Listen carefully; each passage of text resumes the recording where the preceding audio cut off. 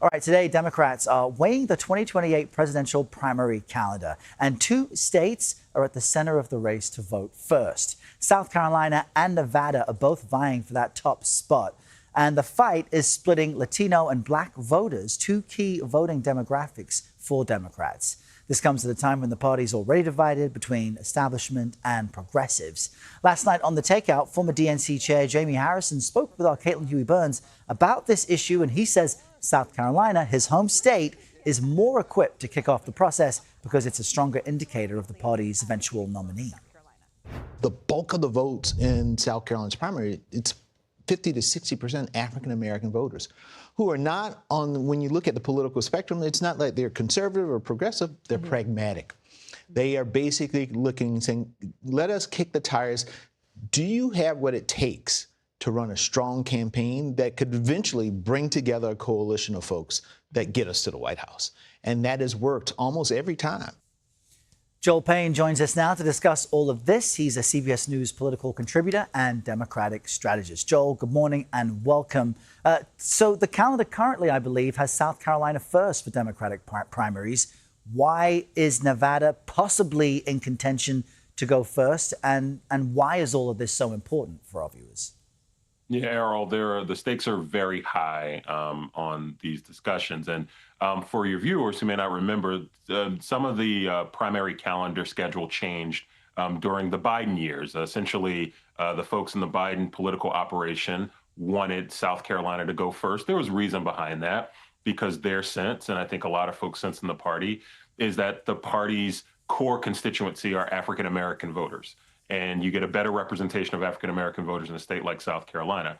I agree with what Jamie Harrison said there about those voters in South Carolina, which are predominantly African-American on the Democratic side. They do tend to be more pragmatic. There's also been talk in the past that the position that South Carolina was in previously, where it was the fourth of the early states, is actually a more advantageous position. Look at what happened with Joe Biden in 2020. Joe Biden lost every primary until he got to South Carolina, and South Carolina ultimately decided who was going to be the nominee in 2020 because they were batting, as Jim Clyburn has said in the past, in cleanup. To your question about Black voters and Latino voters, one of the things that concerns me and many Democrats in the party is that you elevate this turf war between these two key constituencies in the party. I don't think anybody wants to be in a position where folks feel like they're pitted against each other, but the stakes are very high on these discussions today, for sure. Well, so therefore, Joel, could there be a happy medium, a solution that keeps both branches, so to speak, of the party happy? Because we are reporting on generational divides within the Democratic coalition, political divides. So is there a fix that you can foresee? Oh, Errol, are you suggesting that people will use common sense when political tensions are high? I sure hope so.